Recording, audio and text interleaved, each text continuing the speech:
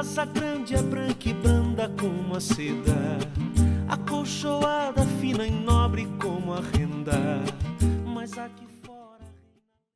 Meus queridos, foi em decorrência da ausência de compreensão de que somos um povo e que estamos todos nivelados pela graça de Deus, que atrocidades foram construídas e perpetuadas ao longo da história da igreja, ao ponto de serem naturalizadas em muitas comunidades.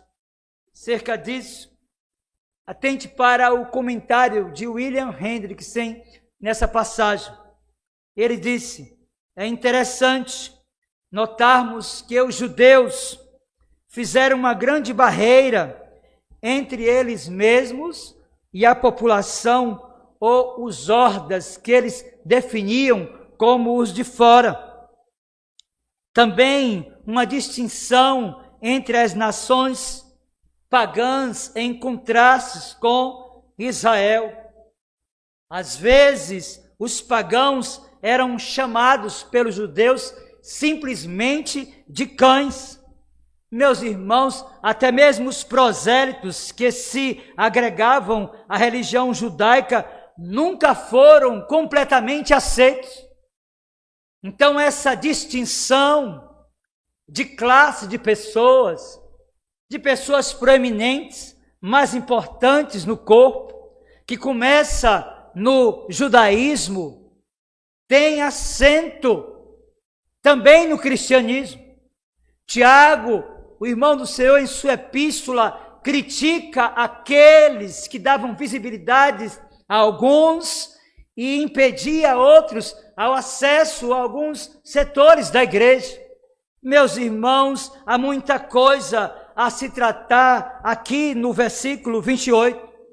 Contudo, como estamos no mês da consciência negra, eu vou me deter aos aspectos que envolvem a relação da igreja com a escravidão e os aspectos que permeiam também o racismo. Afinal, Paulo disse: dessartes não pode haver judeu, nem grego, nem escravo, nem liberto. Quero inicialmente dizer para você que o início do processo de escravização do ser humano tem sua base na prática de submeter povos vencidos em batalhas ao trabalho forçado. Seu recorte geográfico remonta inicialmente o Oriente Médio, as Américas e também os maias. A escravidão, devemos lembrar, foi uma prática comum entre as civilizações antigas, como os assírios, como os hebreus, como os babilônicos, como os egípcios, como os gregos e também entre os romanos. Meus irmãos, muito embora tenha sido uma prática comum entre essas civilizações do passado, a escravidão jamais teve conotações raciais que envolvesse a cor da pele.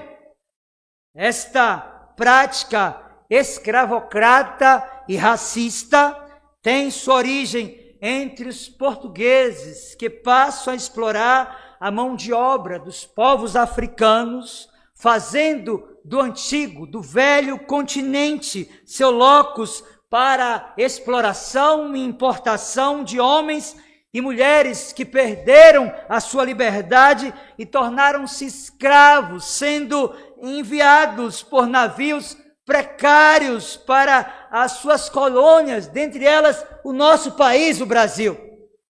Meus irmãos, o detalhe é que tudo isso ocorre sob a égide e apoio incondicional da Igreja Romana, que legitimou a escravidão, criando leis para que os portugueses explorassem o povo africano, a fim de servir como mão de obra em suas colônias, atraindo de igual modo nações a esta prática também naturalizada pelos ingleses, também naturalizada pelos americanos, também naturalizada pelos espanhóis, pelos franceses e pelos italianos. Meus queridos, esta ocupação do continente africano por Portugal e o aprisionamento e o comércio de africanos por portugueses e o direito de posse dos territórios tem início em 1454, com o Papa Nicolau V, que reconheceu na bula Romanus Pontifex a posse dos territórios africanos descoberto pelo rei de Portugal. Então percebam que, muito embora haja um fundamento para a escravização de pessoas, isso foi comum à proporção das guerras, os vencidos sempre se tornaram mão de obras e eram escravizados, mas é no século XVI, com os portugueses, que essa ideia da escravidão, a proporção da relação racista pela cor da pele, pela pigmentação da pele, ganha força e fôlego. Meus irmãos, há nessa atitude de exploração dos portugueses do continente africano algumas motivações que nós precisamos de destacar. Vejam que há um abismo, há um grande ato que separa a proposta do cristianismo no seu estado embrionário e a igreja que está vivendo no século XV, final do século XV, início do século XVI. Enquanto que Paulo afirma que não deveria haver entre ele nem escravos nem livres, a igreja romana está legitimando a escravidão. Meus irmãos, primeiro, porque acreditava-se que era a vontade de Deus que alguns nascessem nobres, que outros nascessem vilões, uns ricos, outros pobres, uns livres e outros escravos. Havia essa percepção dentro da igreja.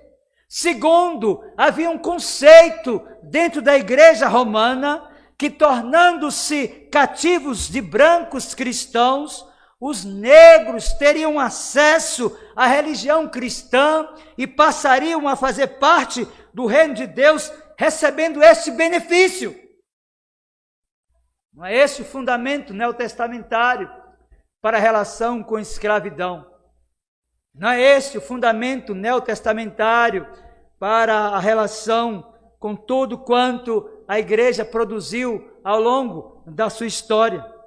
Ainda que pese o fato de que a ideia de escravizar um povo vencido encontre fundamento no Antigo Testamento e no registro do Novo Testamento, também haja fundamento para a escravidão entre gregos e romanos. Daí a carta de Paulo a Filemon, a escravidão como produto do fenótipo humano, tem seu gênesis por volta do século XVI na Europa. O detalhe é que o argumento de Paulo nessa passagem é que, vinculados a Cristo, não importa mais a nacionalidade, não importa mais o estado civil, não importa mais a condição social, o gênero, se é homem ou se é mulher, já que Cristo transforma pessoas de diversas origens e nações em um só povo e as nivela por sua graça.